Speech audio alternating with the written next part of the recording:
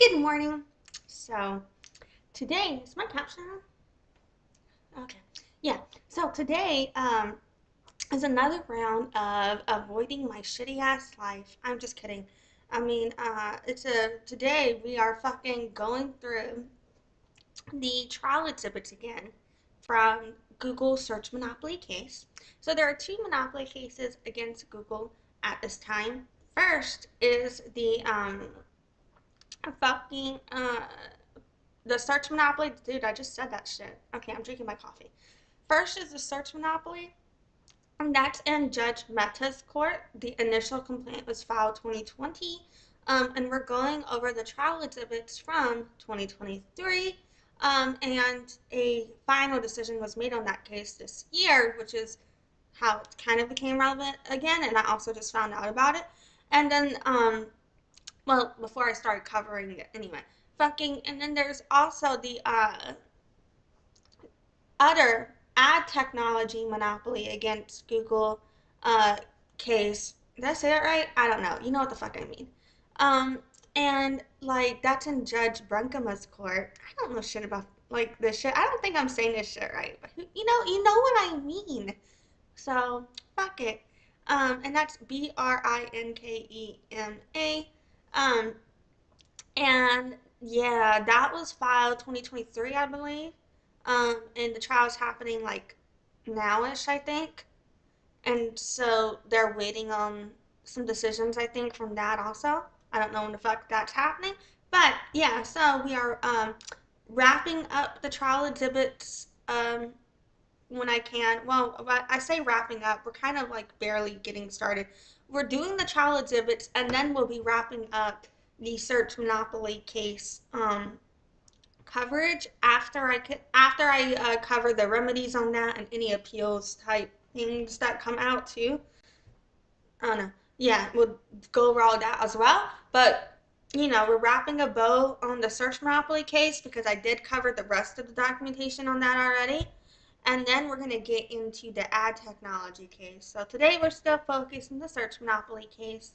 So yeah, I'm gonna roll my intro, drink more coffee while that's playing, and then we'll go over what we covered last time and previously, and then we will just keep seeing how much more we can cover next. Hi, my name is Alexis, also known as Lexi or Deaf Child. I was born deaf, hard of hearing. I began doing business as Deaf Child 2013, marketing 2011, sales 2009. I've earned 50 plus certifications in marketing and sales. My Bachelor of Science from Loyola University, New Orleans, with a music industry studies major and a business administration minor. Deafness runs in my family genetically. Speech is not fully accessible to me.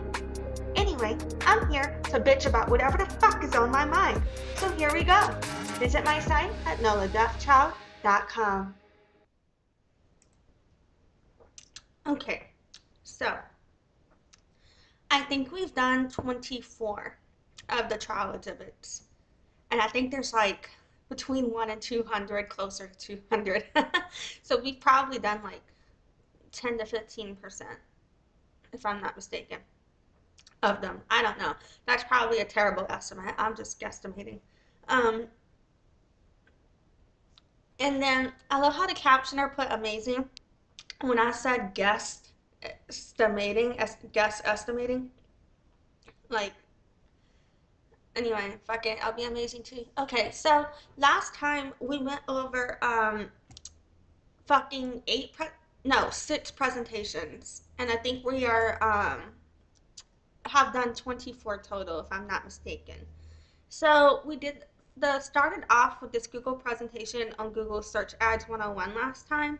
And that was just kind of like an introductory explanation of how Google Search Ads get found online and kind of roughly rank based on a bid and ad quality, if I'm not mistaken. I believe that was explained in this one. And then this next presentation was on the life of a click or user interaction. And this one basically literally is in the title. Like it was explaining how user interactions such as click are measured. in order to help determine like the efficiency of how something is performing. You know what I'm saying? And so people use clicks to determine engagement, to determine interaction, to determine how people, uh, um, to determine, like how marketable something is. Because the more engagement it gets, you know what I'm saying, the more opportunity you might have to sell something. And then this Google presentation on the search state of the union, like of the Americas, I'm not entirely sure what they necessarily wanted us to get from it because I'm not an attorney and I don't know the context of this document in the court case. But what I took from it, I was like, oh, okay, it's video views are really increasing over time. And I was just taking from this, like, I just really feel like we need to invest more in video. But yeah, so that's what I got from it. Video is important, but it was showing how on mobile. I think it was focused on mobile, if I'm not mistaken. But it was basically showing how like search ads and display ads were getting reduced a little bit because not mobile, video. My bad. I can't speak. No, read my mind. Because video fucking ads are growing, is what I took from it. And then this presentation on the introduction to the search ads auction, that really got into the details. It didn't go like into the full technicalities. Shit, can't speak. You know what I mean? Of it, but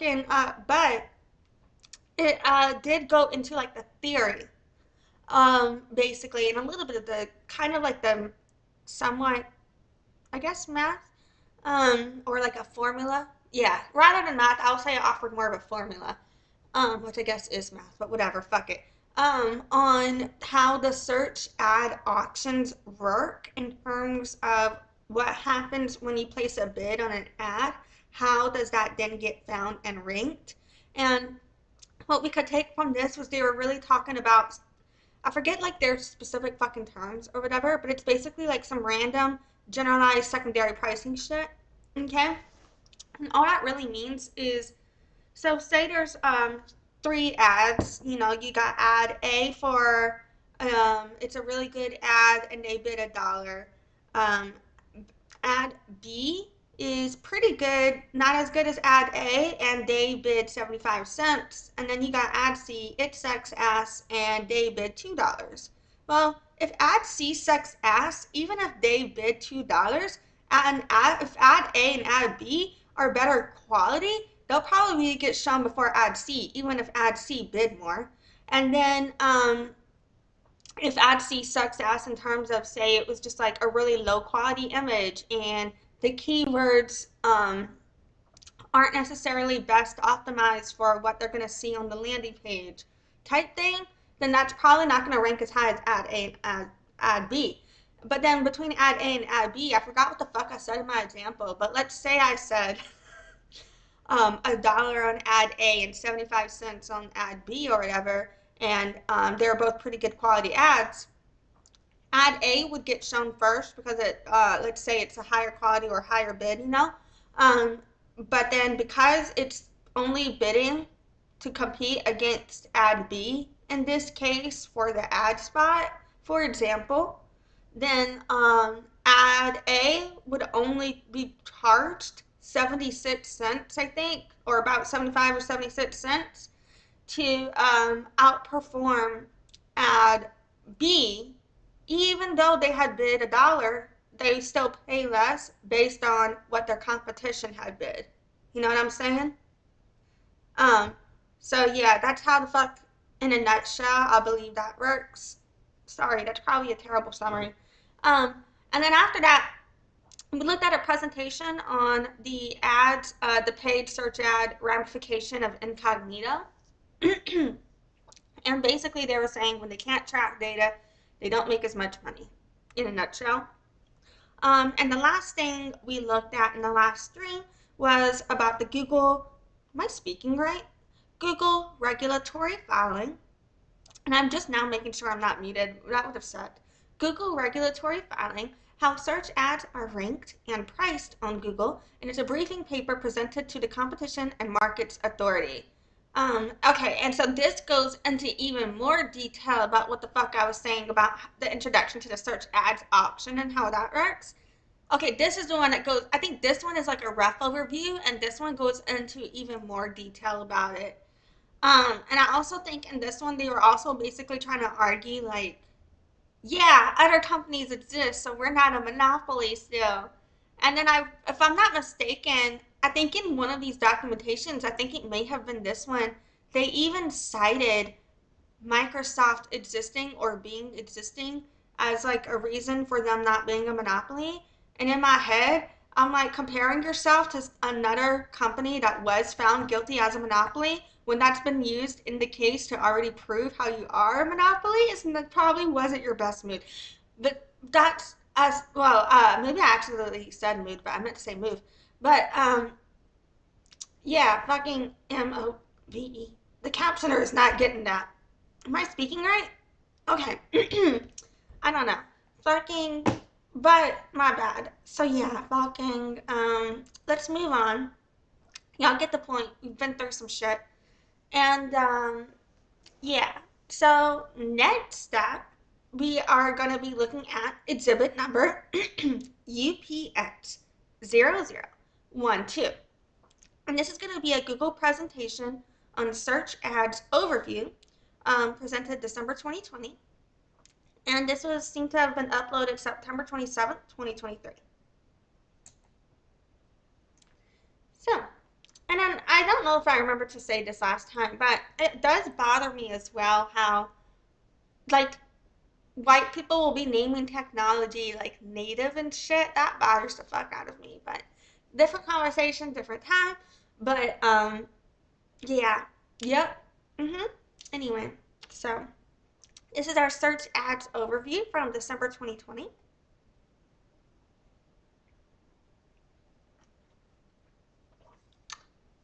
So it's discussing the year-over-year growth, but it seems to be partly redacted. But um, it seems to be showing that in 2012, I believe they brought in 32 billion. Um, and then by 2019, it was at 98 billion, but 2020 is redacted completely.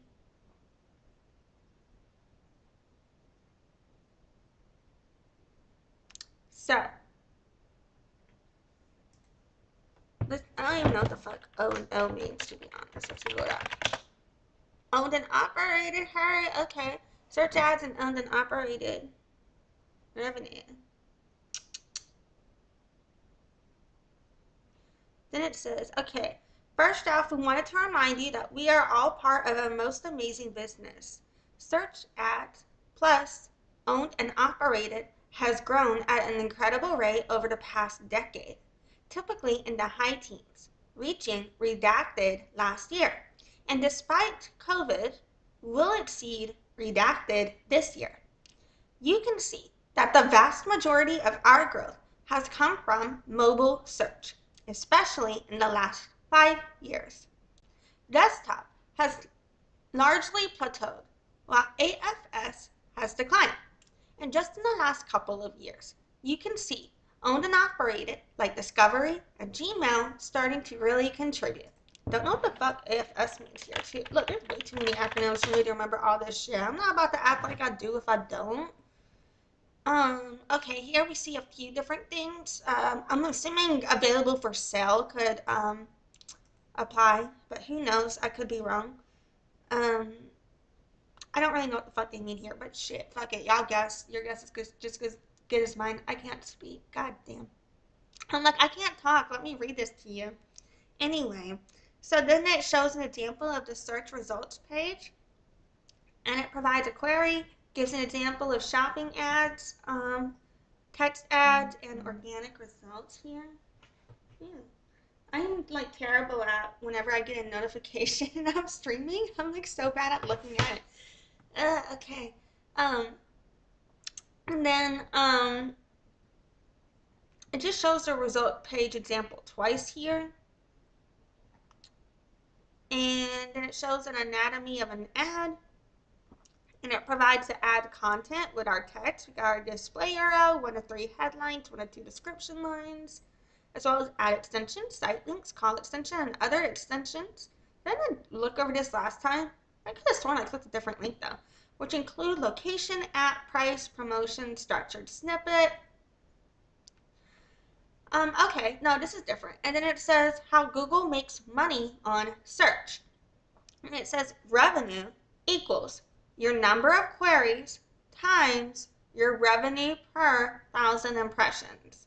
And then it says revenue per 1,000 impressions or queries equals ad depth, which is the percent of queries with an ad, times your click-through rate times cost per click. So revenue per 1,000 queries equals percent of queries with an ad times ad click-through rate times cost per click.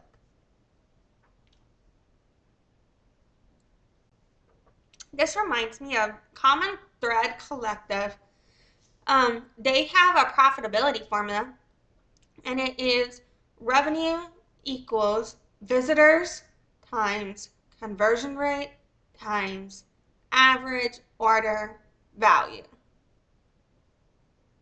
And that is the formula that they use to fix all of their ads. And I feel like I explained that in one of my videos, but I forgot which one. But fucking, it's similar to this because they're using the same idea, but with their own metrics. But basically, well, your revenue is going to equal, so your visitors is going to be the amount of traffic. Because ads have, typically on a bottom funnel, top of funnel, bottom funnel, the lower the funnel, the higher the conversion rate. The higher the funnel, the lower the conversion rate. So top of funnel, low conversion rate, 1 to 10% typically. And I like, if I use 1% as my baseline and I budget for 1%, then I typically perform well within my budget expectations because I'm budgeting for the minimum amount of money that you can make given a viable offer. And then from there, we fine tune it. And that's how I manage expectations to where I can where I can then deliver higher than what I said I was going to do. You know what I'm saying? If that makes sense. So that's why the amount of visitors you have coming through is important. And then times conversion rate, how many of those are buying. That's where we then start to increase that, right? Times your average order value. How much do they spend from you? And that's where we can then optimize that. And so first you work on getting traffic. Then you work on closing them. Then you work on seeing on if we can increase our sales. You know what I'm saying? It provides a service flow in a way. And so Google really has applied the same here, in my opinion. So, and then it shows how ads are ranked. And it says ad rank equals your max bid times quality score. So, the ad rank is a value that's used to determine your ad position and whether your ads will show at all. Your max bid is the maximum you are willing to pay for a click on your ad, and your quality score is how relevant Google finds your ad to the search query. So, a value that's used to determine your ad position and whether your ads will show at all is equivalent to the maximum you're willing to pay for a click on your ad times the relevance. And I explained that a bit in the recap. This next slide is redacted, but it would have shown the highest revenue per 1,000 impression verticals are a relatively low portion of overall queries, is what it says. For 2019, it seems to would have shown the global revenue per 1,000 impressions over the percentage of global queries. And then this last slide here, it says innovation in search ads focused on 5 areas. So, it gives the area, description, and examples. So, formats. changes to the core ad formats, extensions, or the user experience on the search page. Examples: responsive search ads, card cap UI, start ad label, image extensions. Targeting: enhancements to keyword targeting. For example, new match types, automated targeting options, or new audience targeting capabilities, such as in-market audiences, semantic match types, smart targeting. Bidding or budgets. New ways to bid, for example, target cost per acquisition or target cost per action. New budgeting controls, for example, shared budgets, and quality improvements. Examples it gives are monthly budgets, target return on ad spend, and long-term or lifetime value reporting. Then regarding campaign management, new campaign structures, for example, universal campaigns, reporting, new buying doors, for example, smart campaigns or search ads 360, relating to OptiScore, Uber Versos, or Amalgam, which is new search ads 360. So, the innovation in search ads focus on, it says 5 areas, but these are 4. So, I don't know what the 5th area is. Unless they're counting bidding and budgets as 2 individuals. Okay, I don't know. So either 4 or 5, depending on whether or not we're counting bidding and budgets as 1 or 2, I guess. Or maybe it's not showing 1, who knows. So the areas I'm seeing for the innovation and search ads that they focus on are formatting, targeting, bidding, budgets, and campaign management. So yeah. Fucking basically the key takeaway here is they're explaining how ads are ranked and how they make money, and where they're focusing on these different formats, targeting and bidding and budget options and campaign management. In my opinion, I believe that they're focusing on these areas in order to keep advertisers spending more money with them, because they need to have those improvements. Because to a certain extent, like, how we're in the last live stream, I was talking about how they may have been fixing pricing because they were discussing how they wanted people to pay. I think it was the last live stream, how they wanted people to pay, maybe the one before, how they wanted people to pay one penny less than what they were willing to pay, but they were currently paying about 20% less than what they were willing to pay. And so, to a point, yeah, Google's aim is to increase their profits and make you pay more money. But on another level, if you're not profitable, if you're not making enough money, you have no reason to spend money with them. So they have to balance that, right? And so in order for them to make more money, they do have to do a better job to a certain degree of making sure you can make money. So here's where we see them not only saying where they show like how Google makes money on search with the revenue per 1,000 queries, equaling the percentage of queries with an ad times the ad click-through rate times the cost per click. So then they're saying, well, how can we then show better ads so more people click on them, so that way we make more money? You know what I'm saying? In my opinion, like, it's all connected, and that's what we're seeing here. So yeah, fucking next up, where we at? Marco. Next up, we're going to look at exhibit number UPX0028. This is the Google document, Google Ads Performance Maps, Comm doc, I don't know, February 2022, November 8th, 2023.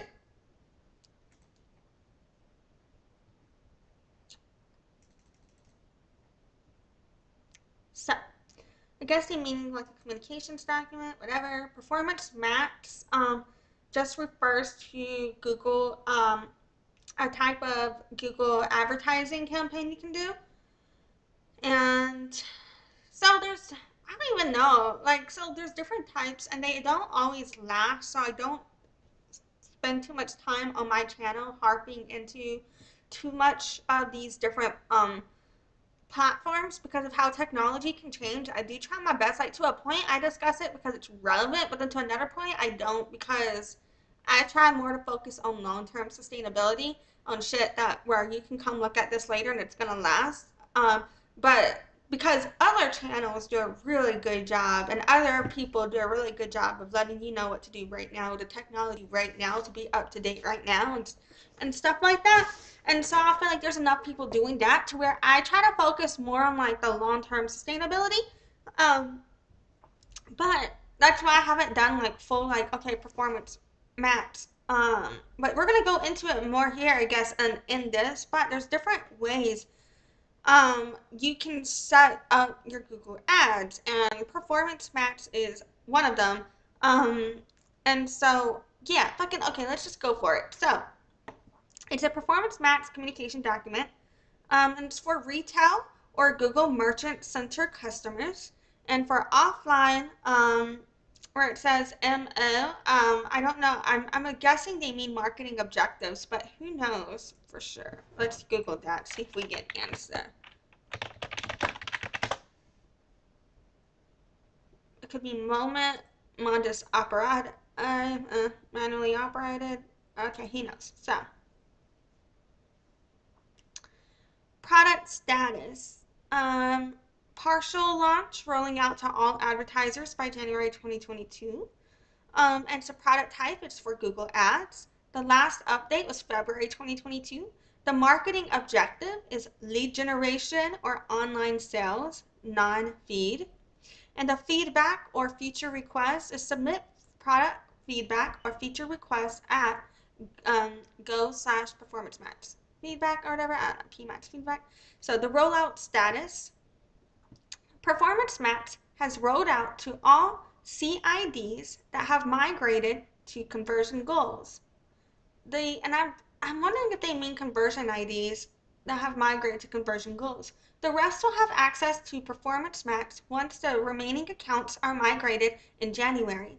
You can check if your CID has access to PMAX in this dashboard. Let's Google that.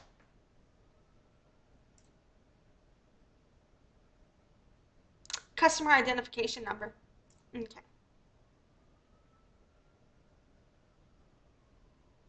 And then overview. They keep changing the names of this shit, but you can set like little names for your conversions in Google Tags and Google Analytics, by the way. So, by the way. And then it says overview. Performance Maps is the easiest way for performance advertisers to serve across all Google properties, so advertisers can ensure they're not missing valuable customers and maximize their performance with Google Ads. Performance Maps is a new campaign type in Google Ads for advertisers with online sales, lead generation, and offline sales, store visits, or omnichannel marketing objectives. The campaign uses the customer's goals as the primary targeting and brings the best of Google Ads automation into a single campaign type to serve across all Google properties, owned and operated and network, resulting in more online sales, leads, or offline sales for our advertisers. Performance Max campaigns will also become the next generation of smart shopping and local campaigns, which will both upgrade to Performance Max next year. So yeah, the biggest difference between like Performance Max campaign and like a typical search ad is with general search, you have more control over how and where and when and why your ads show up. So yeah. And then it goes into Performance Max key benefits. It says drive more conversions via full automation.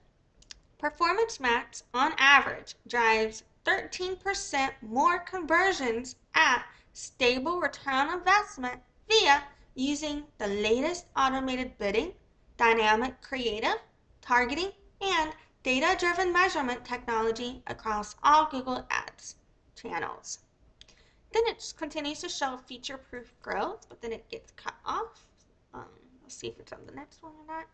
Oh, it is.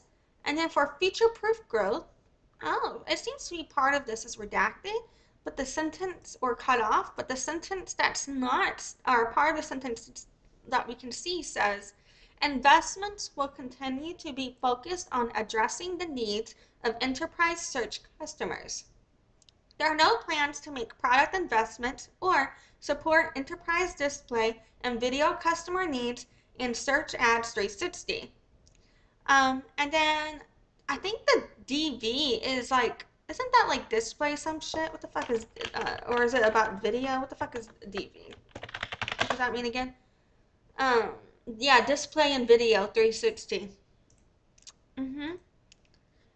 Display and Video 360 continues to be the enterprise solution for large agencies and advertisers buying display and video. Product investments for all enterprise display and videos needs will happen in DV 360. I really feel like they should have used like a different acronym for than SA and DV for advertising. Like, are you fucking kidding me? You couldn't have used any other acronyms. Not a single other acronym than SA and DV. Okay. Anyway, then it says, will all surfaces within PMAX perform at parity with search lead gen formats? Yes, Performance Max runs cross-channel, so advertisers should not plan to evaluate lead quality by product silo. We have made significant progress over the last few years to mitigate poor lead quality across all of our surfaces, and based on preliminary performance, we are seeing Performance Max lead quality parity with search. Please note, we recommend that advertisers run Performance Max in parallel with existing lead gen campaigns.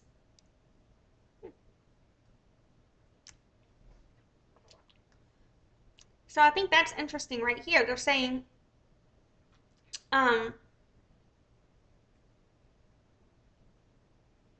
don't evaluate your lead quality by product silo because it's going to run cross channel. But a big way that you typically determine your lead quality is by the alignment between the lead and the targeting of the ad. So that is a bit hypocritical to me, but I'm not trying to be a bitch or harp on semantics. I just think that's kind of interesting word choice there. But I do think they just mean like because this runs cross channel, you're not going to get targeted lead by product silo is basically what they should say. But then that might make people be less inclined to spend money because they need a targeted ad. So instead they're saying, no, keep doing your targeted campaigns too. You know what I'm saying? But that's just my interpretation. Anyway, and then it says, are demographic and zip code signals used as explicit signals in Google's Performance Match campaigns? It says no. Please reference the Google Signal Usage document for additional details on signal usage. And it says, what is externally shareable? Check out Go PMAX Hub for a list of externally shareable resources. And then it shows a frequently asked question link, whatever. And then it says, Performance Max and existing campaigns. What is the difference between running Performance Max versus running all existing Google Ads campaigns? It is true that running all existing Google Ads campaigns will give you similar reach to Performance Max. However, running separate campaigns may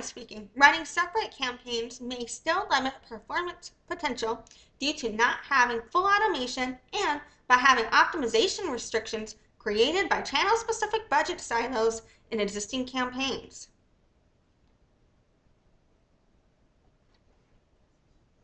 And then it says a single channel approach to bidding limits your ability to maximize performance. Even if one channel outperforms another on average, you'll still hit a point of diminishing returns. This happens when the net conversion opportunity on a specific channel isn't cost efficient or even exceeds your cost per action or return on investment target. With a more complete view of performance across channels, Performance Max can help you find the next highest value opportunity, no matter where the customer is spending time. This helps you drive more conversions within your budget and is known as marginal cost optimization. We recommend running Performance Max alongside your existing campaigns. It utilizes the latest in machine learning, or auction time bidding and data-driven attribution across all channels, automated creatives, and automated targeting to always select the best auctions across all Google channels that are most likely to drive results. These are benefits to running existing, not these, it said there, fuck man. There are benefits to running existing campaigns alongside Performance Max, as this early version of Performance Max does not have advanced features that existing campaigns may have, such as conversion lift studies and video action campaigns, and the ability to refit premium inventory, such as discovery campaigns. So this is really, really funny to me because it's like, yeah, hey, I know that you're not going to get as much metrics if you use this, so you're not going to know how your money is spending, and ignore the fact that we are not as targeted. It's marginal cost optimization. Give us your money. You know what I'm saying? In my opinion, like, but that's just me. Like,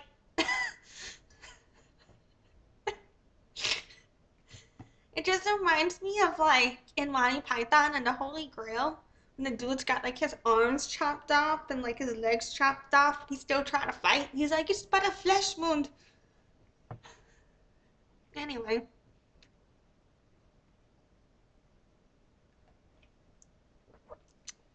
so then it says, how does Performance Max interact with existing campaigns in the account? Because PMAX is eligible to serve on all of Google's inventory, it is likely that it overlaps with one or more existing campaigns that customers are running. General or simple answer.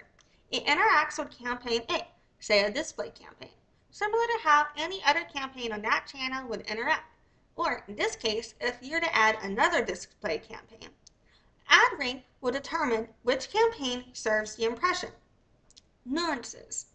On search, it will behave similar to how adding a new DSA campaign will behave. Queries, I think right here they mean display search advertising campaign will behave, but let's Google that in a minute. Queries that perfectly match a keyword will trump. Help center article with more details. If you run keyword campaigns in a different customer ID, best practice is to mark the customer IDs as equivalent. And then it links how to do this. And it says beyond that, ad rank will determine which campaign serves, which is a function of target cost per action or return on ad spend, quality score, etc. Performance Max does not have keywords, so we recommend continuing to run keyword search campaigns alongside Performance Max, and that advertisers continue to expand their use of search automation.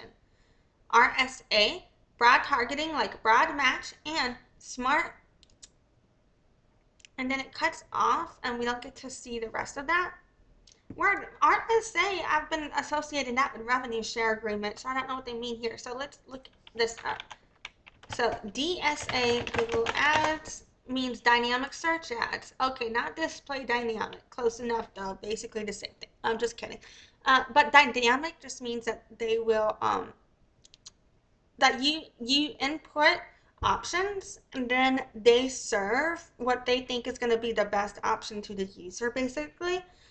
And then if I'm not mistaken, I believe that's what that one is. And then the RSA on Google search ads means responsive search ads. Okay, so that's that one. And then the dynamic one is the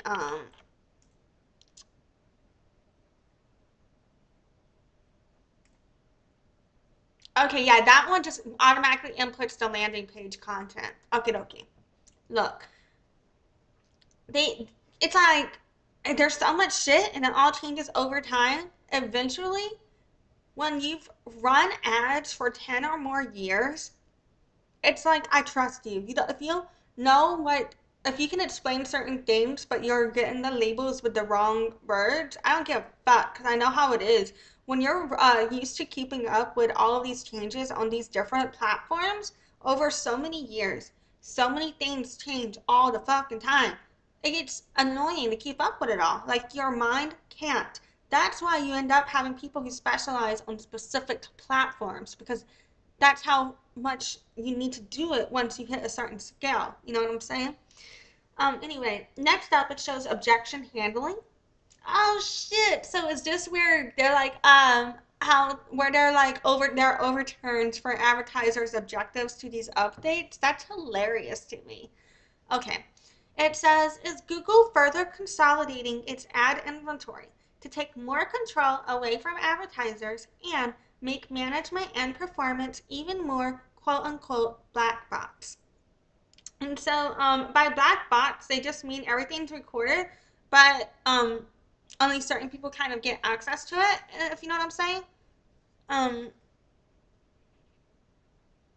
but yeah, fucking, and you kind of only get access to things after it crashes.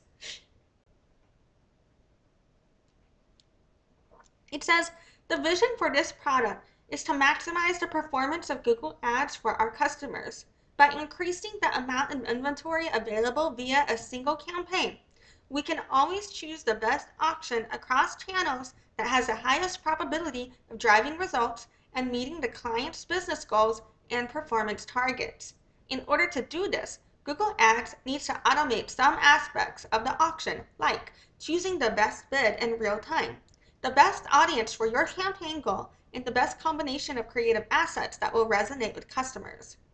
We've heard concerns about Google Ads automation, so wanted to share plans around how we want to address these specifically.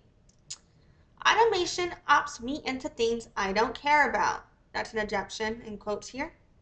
It says, users will be able to express exact campaign goals in Performance Max. So, automation will only serve on options that have a high probability of driving results towards the goals. Via an integration with the Insights page in Google Ads, advertisers will get new insights that provide transparency into how automation is working in Performance Max to drive campaign goals. I think Performance Max is really good for broad advertising, and but because people are so used to Google being good for a bottom funnel approach, that it functioning in a broad way didn't compute to people to where they expected it to execute in a bottom funnel way, and that's where they lost money, in my opinion, by not setting up and budgeting accordingly for it to be a top of funnel expense. If I'm making sense, you know what I'm saying? But yeah. And then another objection here, it says automation is too slow and doesn't leverage my learnings. And the counter they're giving here says Performance Max uses audience signals, which will allow the user to input data to help our machine learning ramp up quicker. For example, signals about which audiences have historically performed well. And then it gives another example here that says, automation means I lose valuable insights. And it says, we will be launching several new insights, reports that explain what our machine learning is doing, what signals are being used, and explanations of performance so you can understand why variations are happening in your campaign and how you can improve performance. Also, Performance Max will allow our users to optimize one of the most impactful components of campaign performance, the ad creative. You'll be able to see things like which ad audiences are converting, top performing creatives, auction insights, and trending search categories. You can also preview how your best ads are showing up on each channel. And then it says, how can I drive performance if I can't exclude or control the spin of channels? Customers are on all Google Ads channels, so spend should be allocated to the best return on investment no matter what channel. Performance Max is aware of the advertiser's campaign goals and will pick the next best auction to achieve that goal with the optimal bid and creative. So, no matter where it is on the Google Ads network, limiting a channel will limit performance. And I don't think I said that right to how it's written, but good enough. And then it says, would this replace marketers or agency jobs?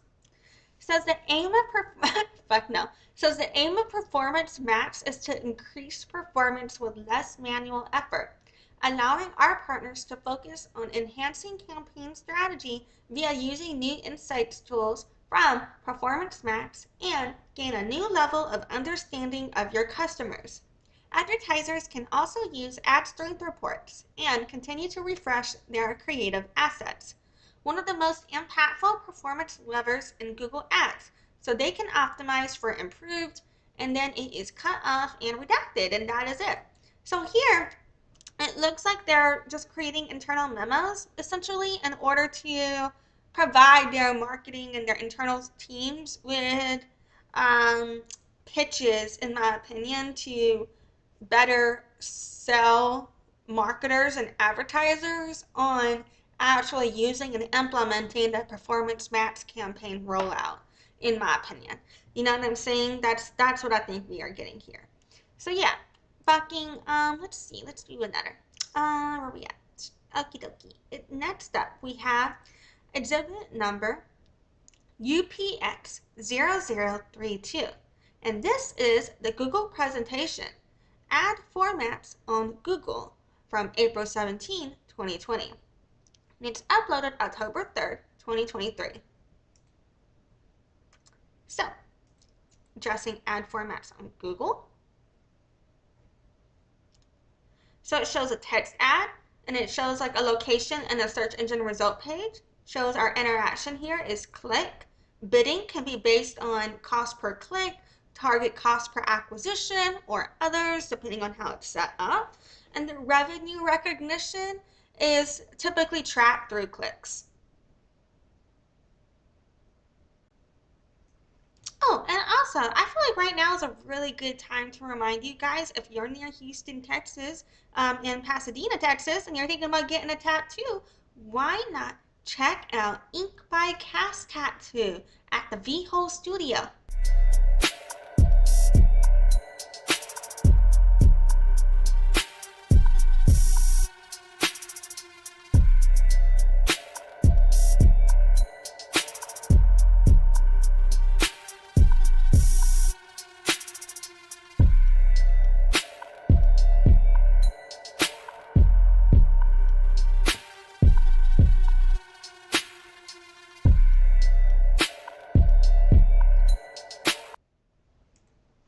So, then it's showing a shopping ad, and it shows the location here on the search engine result page, the same interaction based on click, the same bidding based on cost per click, and your target cost per acquisition or action or others.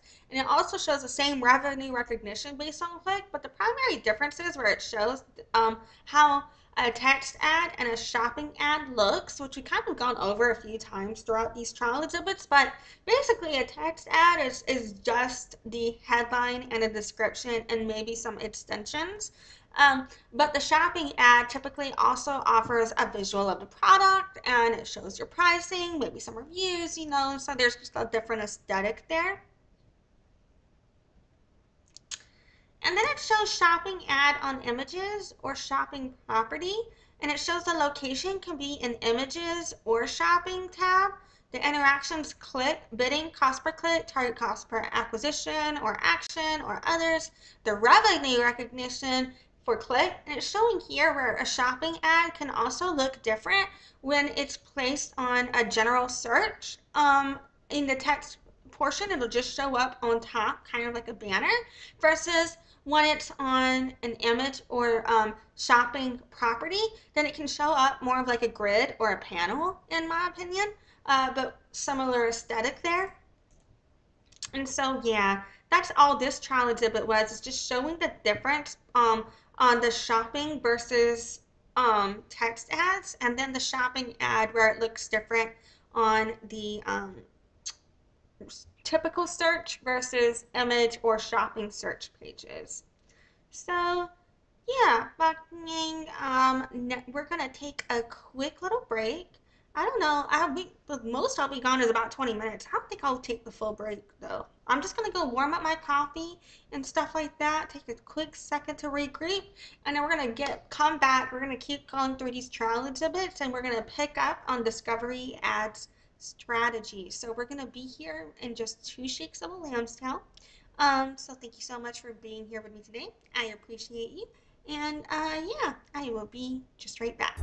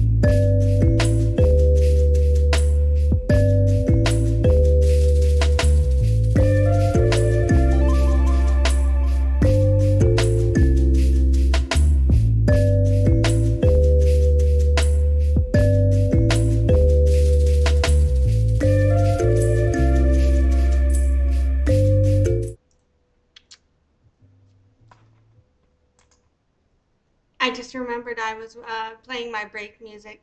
Oh, is my caption on? Let me see here. There it is. Okay, cool. Is this on? Alright. Fucking, yes. I like the music, man. I'll be sitting there playing it whenever I'm on break. Yup. Fuck it. Anyway, so next up here, and it's also so that way, like if where the music is when I know when to come back to from the break because I don't really set a timer. I just come back sometimes. By the time the video ends, I make sure my ass is back.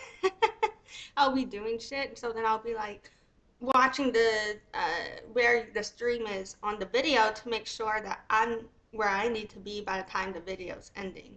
You know what I mean? Um, yeah, fucking. But so we've gone through a few of the presentations so far. I'm gonna see if I can go through another here. Um, fucking. Oh, I'm not sharing my screen.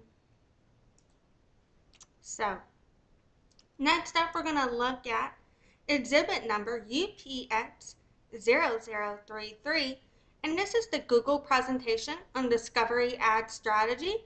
And they put ACM here in parentheses from June 5th, 2020, and it seems to have been uploaded October 28th, 2023. I already want to know what ACM means. Okay, apparently it means Anthos Configuration Management, and it's a configuration management system for some shit with their Google's cloud. Yeah, can't help you with this. Don't know shit about fuck about that. So, ACM means Anthos Configuration Management. I don't even know if I said that right. And so it's related to the Google Cloud. That's all you need to know. ACM, think Google Cloud. Okay. And so we're on the discovery ad strategy, and it says ACM here, so I guess it's gonna relate to that. But we'll see. Alrighty. As far as I know, ACM relates to Google Cloud. If it relates to something else, I didn't pay attention in that search result, so who knows? So fucking next up here, it says discovery ads. Am I unmuted? Okay, I am. All right. That was sucked ass. It says, okay, next up here, it says discovery ads launched, allowing advertisers to extend the reach of their social ads to 2.9 billion plus Google users. In relation to positioning, it says Discovery ads reach 2.9 billion people across Discover, YouTube, and Gmail worldwide. It sought Discover's users in France, Denmark, and Australia for whatever fucking reason. And it says simply reuse your social assets to drive performance. So it's saying that Discovery can be used in this with the same assets that you're putting on social media, in my opinion. And then relating to trajectory or projections or what they fucking predict, you know what I'm saying, what they're guessing, it says open beta announcement at GML. Does this mean Google Merchant Listing? Or I don't know what the fuck they mean by GML here. In May 2019. The fuck? Or is it Gmail? Oh, Google Marketing Live. It's a Google Marketing Live event, GML, apparently. I think that's what they mean. Google Marketing Live? Who knows? So let's say that. Open Beta announced that Google Marketing Live, I think, in May 2019. Current 836 million, 7-day ARR. The fuck is, I forgot the fuck ARR means. Something about aggregated revenue, right? Hold up. AAR, annual recurring revenue or accounting rate of return. Okay. Alright. So their annual recurring revenue. I'm assuming it's annual recurring revenue. That makes sense. Okie dokie. So, and the goal here is 1.4 billion of their annual recurring revenue. Alrighty. So quarter one booked revenue 165 million, surpassing your target. of 160 million despite COVID-19. So their active advertisers, 20,000. Early signs demonstrating some proof that lift and shift strategy is working. I don't even know what their lift and shift strategy is, but we'll see. And then it links to case studies, which can't see here. And it says April 28th. And then with G8, I think they mean Google Analytics, or do they? But then it says silently launched to 100% of Google Ads advertiser. I'm used to seeing G8 in the context of Google Analytics, but it could mean Google Ads here or Google Advertisers here as well. I don't know. Um, and then it says May 27th, published blog posts and user interface alerts to drive adoption. And then it says Discovery Ads pitch is a crisp and simple. Reach 2.9 billion plus users on Google owned and operating feed-like properties. Simply reuse your social assets and campaigns to drive performance. It's been an exciting journey from alpha in holidays 2018 to an open beta at Google, I'm going to say merchant listing, what the fuck, at Google Marketing Live last year, and so GA last month. That's got to be an event then, huh?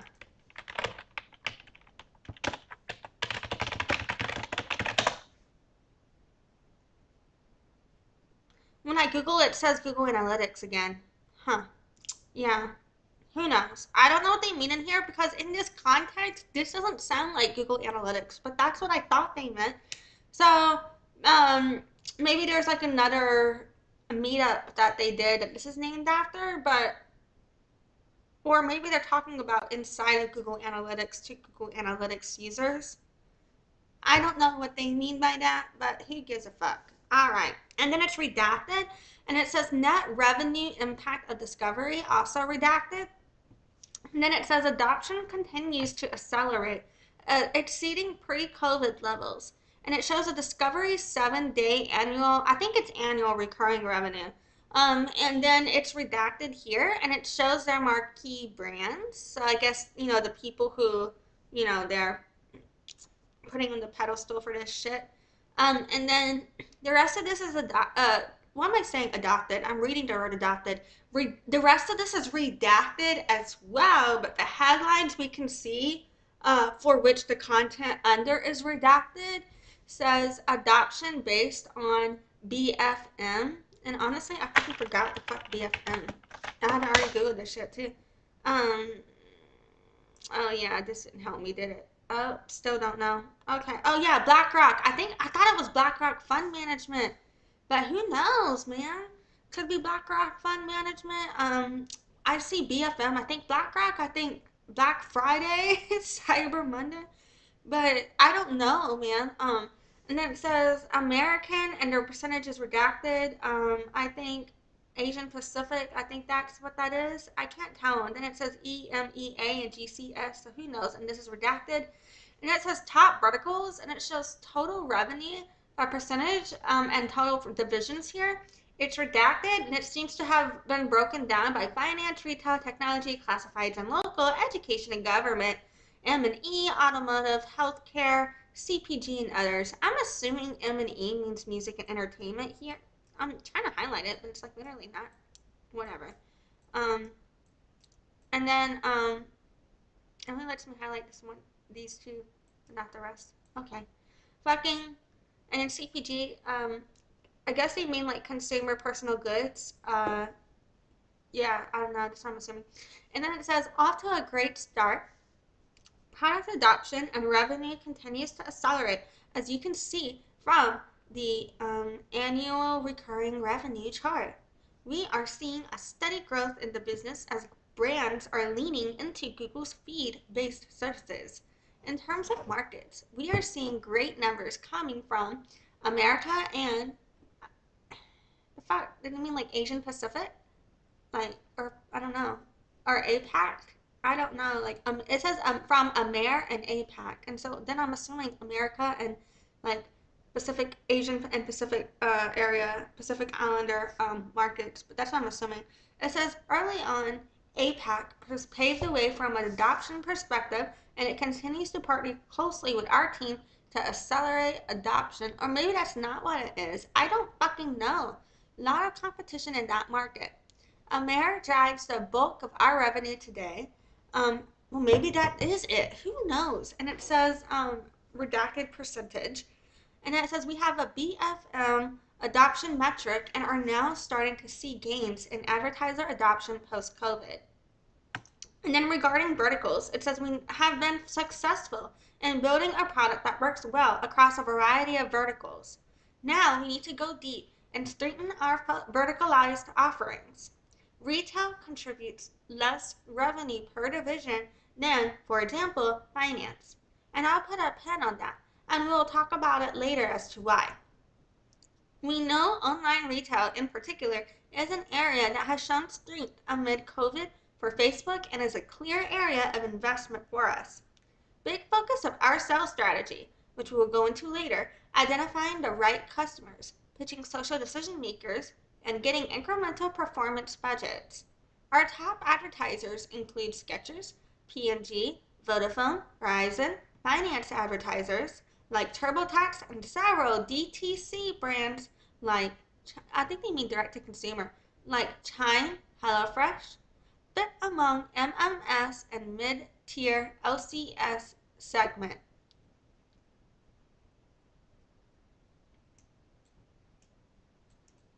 The fuck did I mean by MMS and LCS? Let's find out.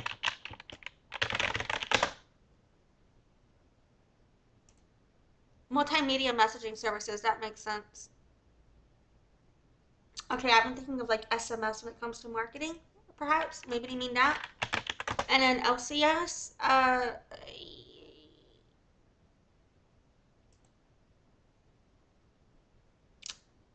who knows? Maybe, so London Computer Systems is a business technology solutions company. Alrighty. I don't know. And then it says top Facebook advertisers: Walmart, Microsoft, Disney, AT&T, P&G, DTC, apps like Uber Finance, Wells Fargo. Could just be referring to companies. And it says finance, Chime, TurboTax, retail, HelloFresh, Skechers, Tech, Vodafone, Charter, Spectrum. And it shows 2020 BFM. Then it says a redacted percentage of Google Ads customers adopt discovery ads. And it's a redacted percentage in LCS. Facebook, online retail, gaming, DTC innovators. Then it says, with some of our early analysis, we're unlocking incremental revenue across our owned and operated properties and accelerating gains in net revenue as a result. Adoption, BFM, is a revenue-weighted metric. The formal definition is percentage of 91-day total ads revenue from division country pairs with a discovery campaign, defined as greater than zero revenue. Then it's redacted, and then it shows a slide here, and it says consumer behavior shifts, presenting an opportunity for advertisers to re-engage existing or acquire new users. It says lean back, low-intent content consumption feed platforms are emerging as surfaces to create intent. 1. Dominate user time spent, more than 55%. 2. Channels for inspirational experiences. 3. Inspiration drives purchase intent. And it shows Facebook, Instagram, TikTok, and Twitter as examples. And it says Facebook or Instagram, inspirational and actionable ad formats that inspire users to purchase. And it says why we are building what we are building. Taking a step back, consumer shopping behavior has significantly changed over the last few years, and now it includes serendipitous discovery of products. Users are purchasing products that they discover on low intent, browse-based surfaces. A redacted percentage of mobile time spent is in social media apps. Users seek inspiration to inform their choices. Verbatim from user research in 2019. I don't necessarily know what I'm looking for, but I know it when I see it. A redacted percentage of users connect and communicate with brands on Instagram. A redacted percentage of growth in e-commerce sales is attributed to social and feed-like surfaces.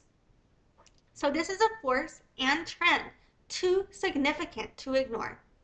Platforms like Instagram have identified this trend. Recipe is visually engaging ad formats that inspire users to purchase. These solutions are resonating well with advertisers who are reaching out to customers to create intent or to move them down the funnel. And then it shows this shift opens up a redacted opportunity to go after Facebook. And then it shows like a legend here, but I don't think I can read this legend. Maybe I can. Nah, actually, I think it's too fucking blurry. I can't read that legend because it's too blurry, so I tried. But part of it is redacted regarding simplified buyer segmentation and SOW. But it says, let's look up.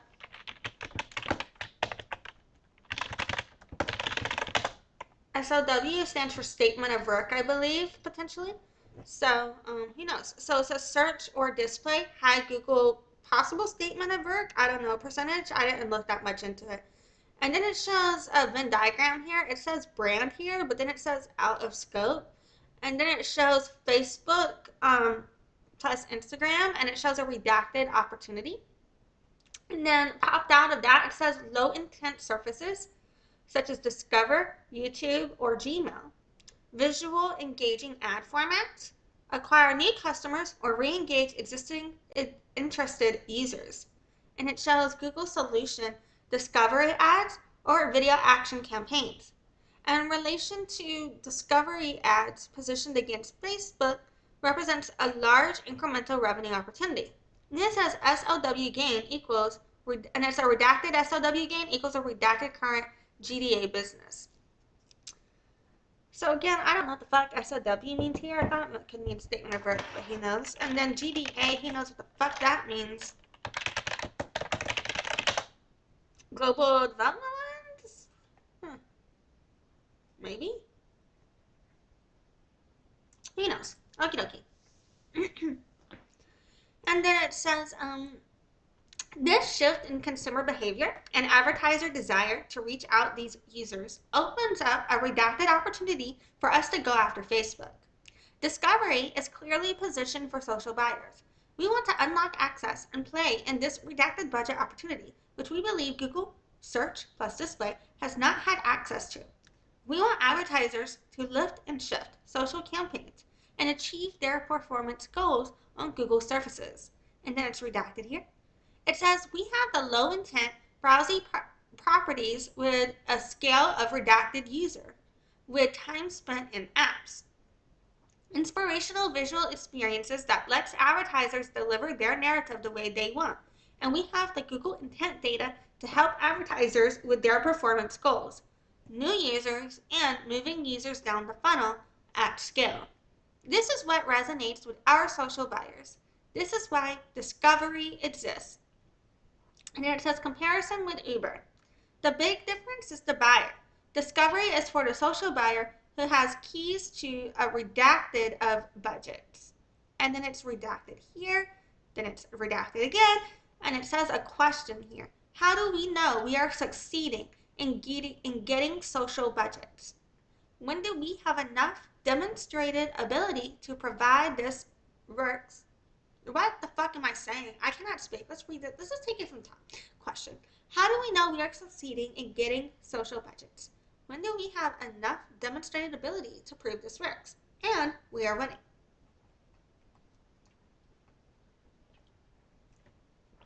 And then it says early signs that customers are extending their social creatives and performance goals to discovery. It says bring in Facebook or Instagram creatives and campaigns. In the United States, 59% of Facebook's top 100 customers on equivalent formats have adopted discovery. It says deliver comparable performance. Across many of our top advertisers, we are delivering comparable or better performance. It also says this is a tall order. Early signs that customers are extending their social creatives and performance goals to discovery. Facebook's top customers on image and carousel formats have adopted discovery. Pathmatics data shows this percentage to be 59% in the United States. We are successfully and scalably bringing Facebook or Instagram creatives into discovery. There's been strong XFN collaboration in defining the right guidelines, building good tools, seller plus advertiser education on best practices to make this happen. Just one example of Peloton, but this is something our team continuously tracks and obsesses over. In terms of performance, we've seen good performance delivered across customers. A redacted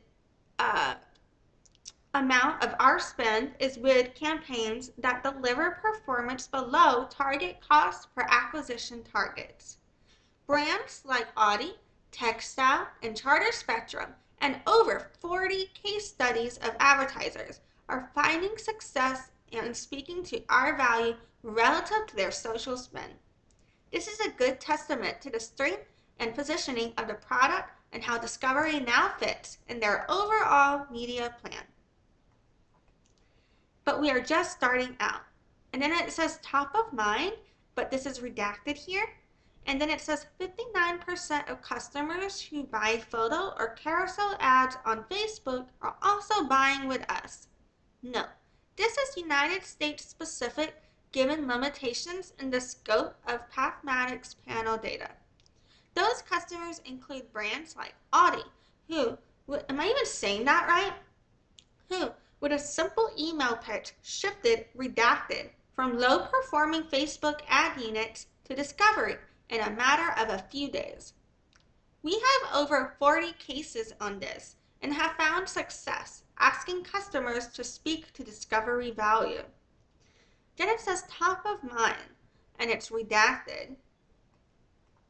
It says discovery ad strategy hinges on following pillars. Single buying door for social advertisers. Talk to social buyers in their language. Generate demand on Google's owned and operated inventory.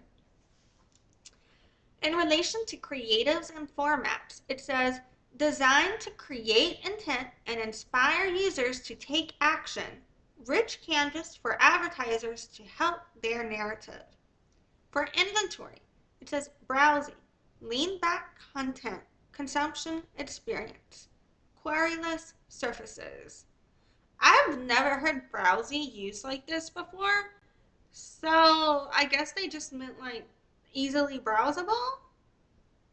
That's how I take it. I don't know. Like lousy browsing, lousy browsy. I said with an L. Oh my god, I never said Nazi. What the fuck, captioner? I said lousy. Lousy. God fucking, what the fuck? Shit, man. This shit, that thing is, I don't know what the fuck's wrong with that thing, man. It's got a mind of its own. Okay. It's wrong, like a lot, but then it's right, just right enough for me to keep using it sometimes. You know? Okay, it says, between that and the other one, easily, okay, alright, I'm sorry. Performance and measurement is next. It says Google Intent Signals helps deliver performance at scale. Create intent, prospect, re-engage. And it says deliver the promise of simplicity and single buying door to access Google's feed-like inventory. It is important for us to talk to social buyers in their language and simplify for their needs to generate demand on Google's owned and operated inventory. For example, our advertisers care about prospecting buyers or lookalikes, and how do we make this setup easier? Our current buying experience and complexity is not what social buyers want.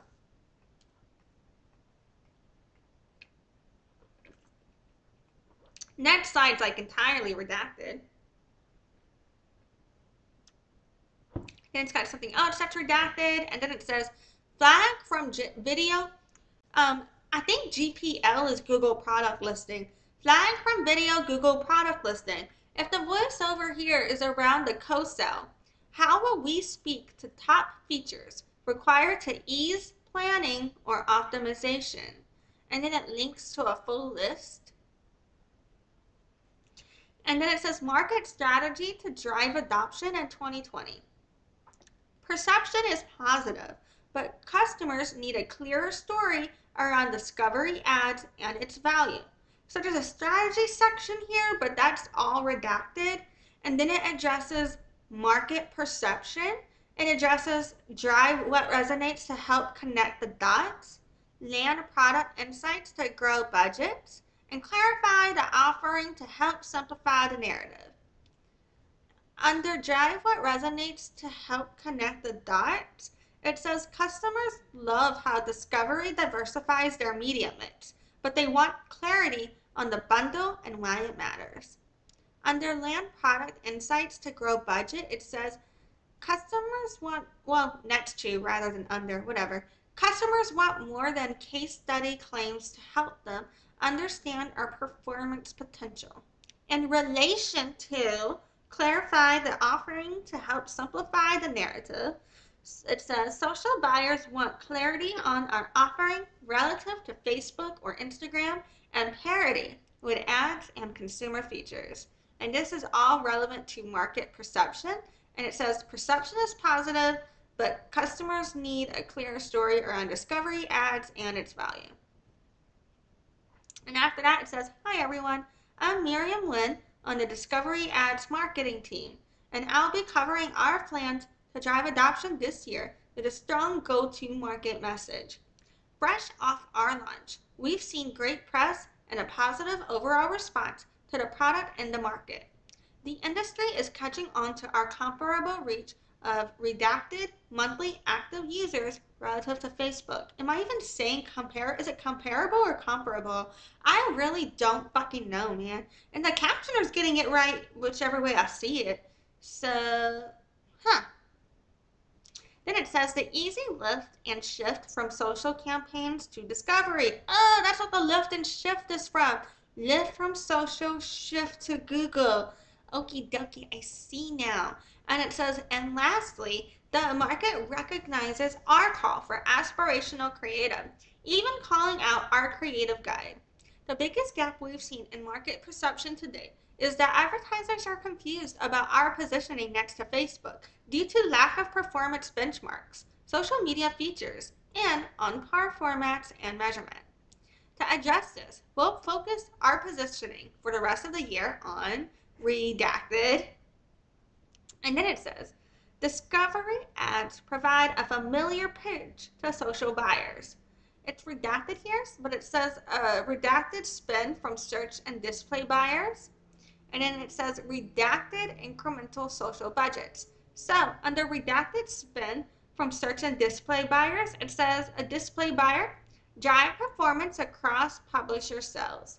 And then it shows display and display video 360 for placement options here. And then it shows search buyer, capture a person's declared interest. And then it shows search ads, shopping ads, or universal ads, as it relates to some other shit that they give some weird names for in relation to how you can set it up. And then it shows redacted incremental social budgets. And then it shows social buyer, create intent and find new customers. And then it shows discovery ads. So, all right, what I'm seeing now here is, so even though display is top of funnel, display functions differently than discovery, because with display you still have it looks and feels different, and you set it up in a different way and it shows up in different places as it relates to owned and operated placements and where else they can place it. Discovery is similar, except for it looks more of like a social media ad, if that makes sense. But I never realized that the whole point of discovery was to steal social media in a way until we find out this lift and shift strategy here from this presentation. And we've actually looked, they've shown this before in previous presentations related to this trial exhibits and court documentation, but I forget which one specifically. But previously they did show that shit, if I remember correctly. But yeah, man. So here it is, just putting it in relation to the lift and shift strategy. And in context of kind of explaining a little bit about how the different ad formats work. So under it says, beyond search and display buyers, Google can now access social budgets and creatives. Discovery's lift and shift strategy brings social campaigns for feed surfaces and drives higher marginal return on investment for social buyers using search intent. And then it's redacted, but it says no evidence of cannibalization with existing campaigns. And I would assume that the primary reason for that, okay, so first of all, cannibalization in advertising refers to when you run similar ads on similar platforms or just in general, but usually it refers to similar platform on the same platform or similar platforms. It addresses if you're running the same or similar ads, would they take away from each other's conversions and harm each other, or cannibalization. But here it's saying no evidence of cannibalization with existing campaigns. It wouldn't surprise me if that was just like a way they were trying to present data to make marketers feel more comfortable spending more money with them. And it also wouldn't surprise me if this was true based on the fact that the setup and the algorithm, the way it's pushed out, even if the bidding is similar, the way it actually gets pushed out into the algorithm completely different. You know what I'm saying? If that makes sense. In my opinion, that's what it could be. But who knows? Who knows? So yeah, I'm just speculating there. I don't know shit about that. So next step, let's see, I think I got time for at least one more. We just did we just do the discovery ad strategy? We did, right?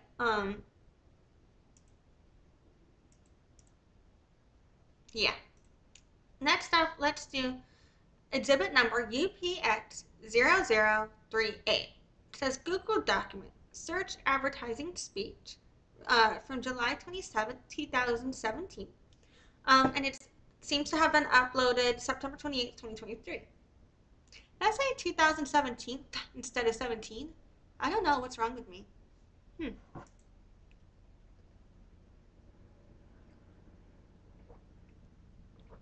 There's just a little bit more coffee in here. I might check this in a second. You know what? This is only 2 pages. I might do one more after this. All right.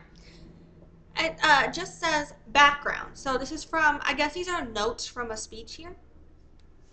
It says search advertising is one of the world's greatest business models ever created. Maybe Windows is on that same level as Christian and I discussed at dinner. And there are certainly illicit businesses, cigarettes or drugs, that could rival these economics. But we are fortunate to have an amazing business. Part of what has been so amazing about that is that we've essentially been able to ignore one of the fundamental laws of economics. Businesses need to worry about supply and demand. When talking about revenue, we could mostly ignore the demand side of the equation, users and queries, and only focus on supply side of advertisers, ad formats, and sales.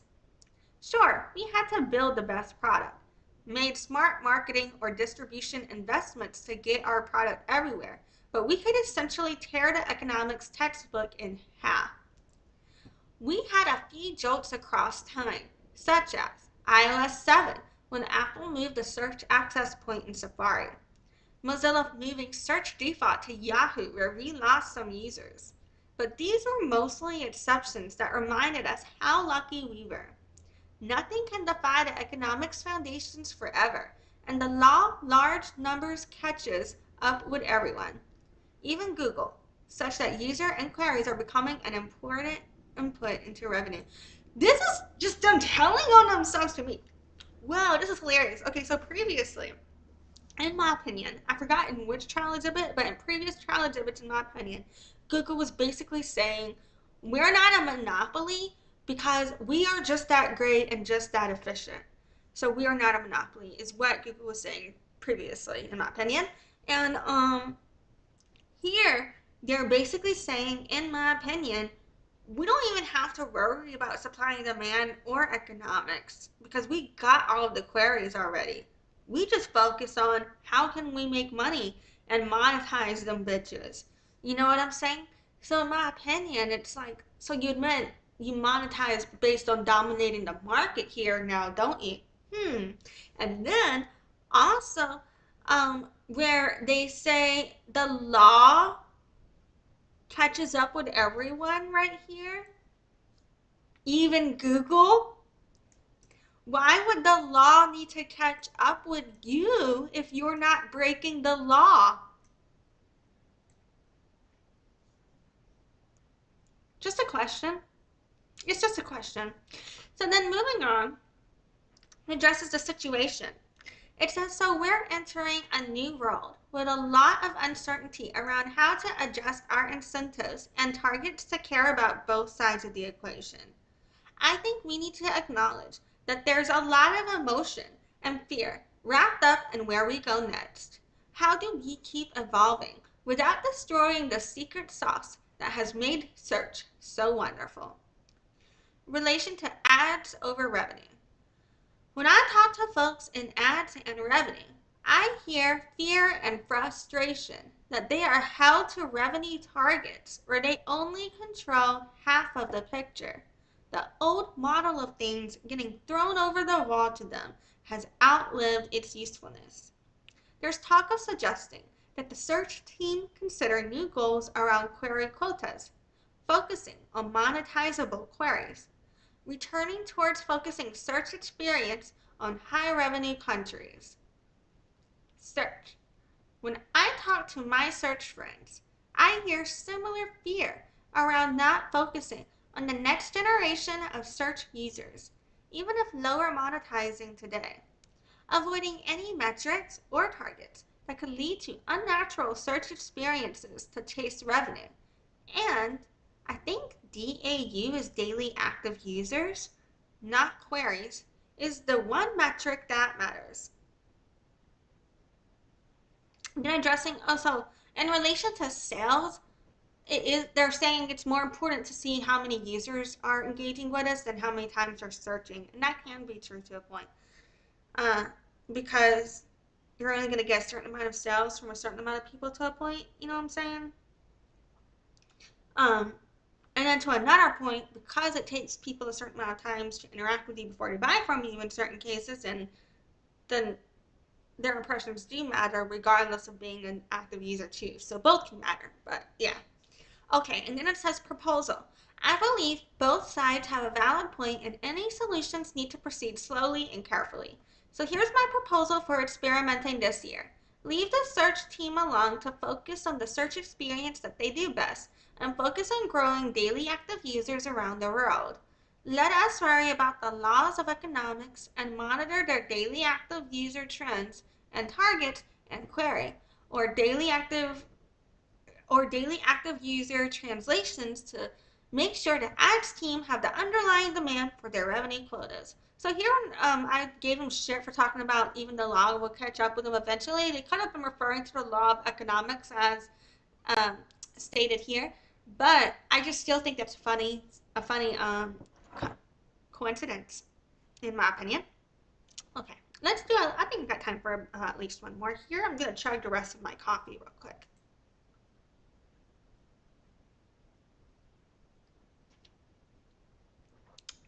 Okie dokie. Now, one more.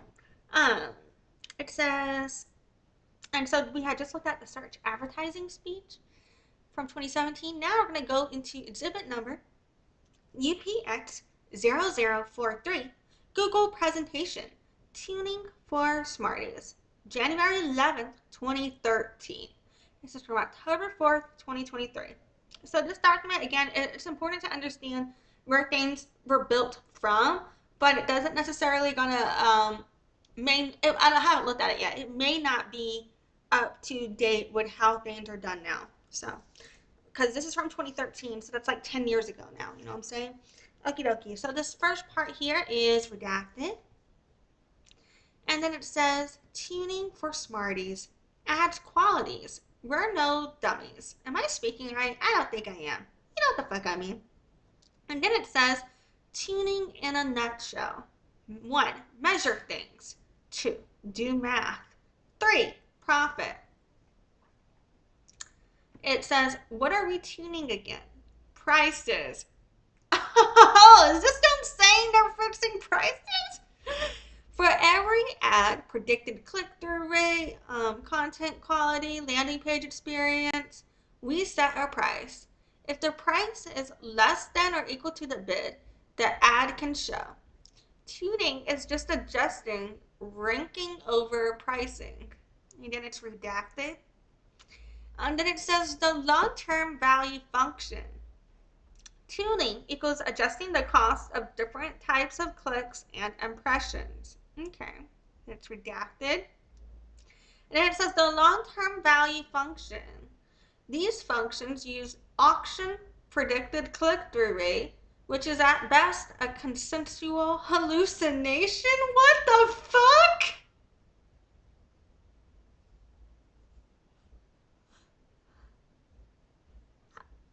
I never thought that I would see this in an official company Google document. This is a consensual hallucination.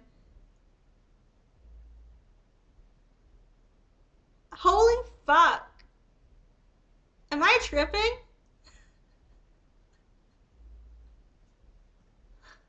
And then it's redacted.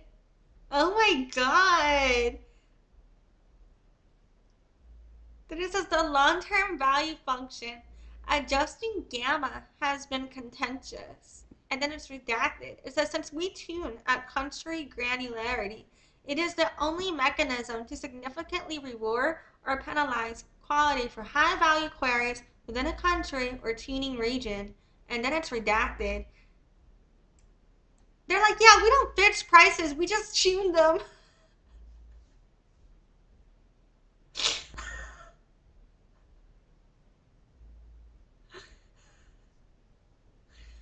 So what do they mean by tuning? They mean that they measure things and then do math in order to profit. Okay. Okay. So that's how they tune. Mm-hmm. Adds up. Math is adding up. The math is mathing. And then it says, what are we tuning again? Prices. Oh my god, the way that they fucking put this. Oh my god, we're just adjusting the cost.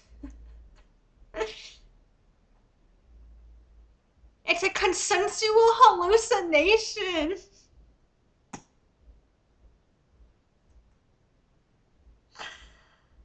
Oh, America, shotguns and Jesus. Yeah, that's all I'm going to be able to process today. We're going to have to marinate on this consensual hallucination. Holy fucking shit. So, just to recap, did we get through 6 things or 5 things? Let's see here. How many things did we get through today? We got through. Oh, we got through 6 things today. Okie dokie.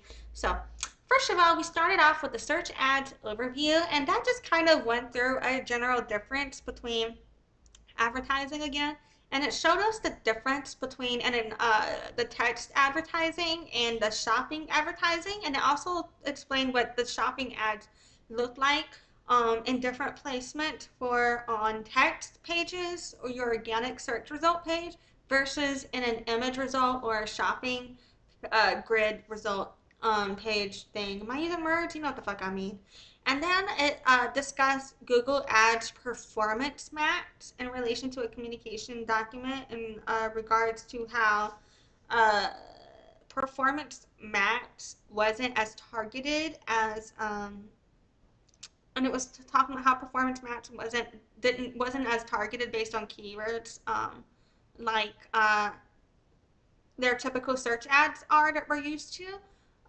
It is more formatted based on the algorithm and machine learning based on the user behavior and matching the inputs that you provide to that.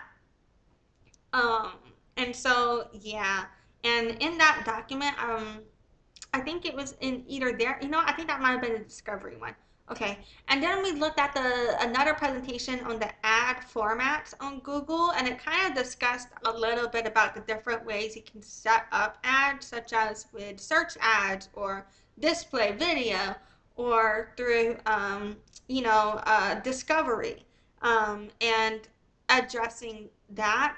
And then we went into the Google presentation on the Discovery ad strategy, where we really saw how Discovery was their attempt to quote unquote lift and shift um, both, I guess, both buyers and users from social media, their social media advertising budget to the Google with by implementing algorithms and aesthetics and a similar functionality for more of a top of funnel, because even because even though the biggest difference, also I feel like I'm processing this now, between discovery and display, for example, and the performance max, for example, even though those aren't as targeted in terms of they're being more based on the user behavior, they're still aimed at specific conversion goals that you set up as the advertiser. Whereas discovery is, in my opinion, more of a top of funnel, um, top of funnel allocation, and if that makes sense, in terms of how you use it. But yeah, and then after that, it went into a search advertising speech. And in this speech, I felt like that one where they were basically saying that, in my opinion, that they didn't have to worry about economics because they were dominating that shit. I felt like that one could have potentially been a little bit problematic. But then they were just kind of discussing like whether or not they needed to prioritize their daily active users or more conversions, in my opinion. And they were saying let's do both, basically.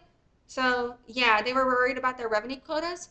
And then after that, we looked and finished up with the tuning for Smarties documentation. In my opinion, they were like, yeah, we're tuning prices in order to make more money. You know what I'm saying? In my opinion, based summary, what I understood from this documentation.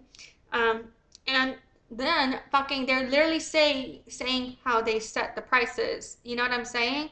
And that they were adjusting the cost, and that this was a consensual hallucination. That's the wildest fucking shit to me. Like, we gotta stop right there, because I'm like, am I fucking tripping? What the fuck you mean this is a consensual hallucination? I need to marinate on this. What the fuck? Yeah, a consensual hallucination? That shit is fucking wild to me. I can't fucking believe they said that. So yeah, bro, that was wild. So we got through yeah, that's 6 things. So I think we've now gone through 30 of the trial exhibits total, and I think we did 6 today, if I'm not mistaken or getting my numbers wrong. But yeah, fucking thank you for joining me today. I appreciate you. We're gonna continue our coverage, gonna keep pushing through the trial exhibits, like I said, wrap a bow on that, get the remedies done. And then I'm going to shift into the other monopoly case against Google, which is the ad technology monopoly. So yeah, thanks for checking out the search monopoly shit with me. This shit is fucking wild. And then I'm going to need to do some whole other different live streams on like some of the shit I've been processing from this. That consensual hallucination thing, definitely might have to do a whole nother live stream on that. That's wild. That was fucking wild. Anyway, so yeah, thank you so much for joining me today. I appreciate you. I hope you have a great day. And yeah, bye. Thanks for watching. Join the loyalty program at noladeathchild.com/loyalty and check in during live streams to get points for rewards.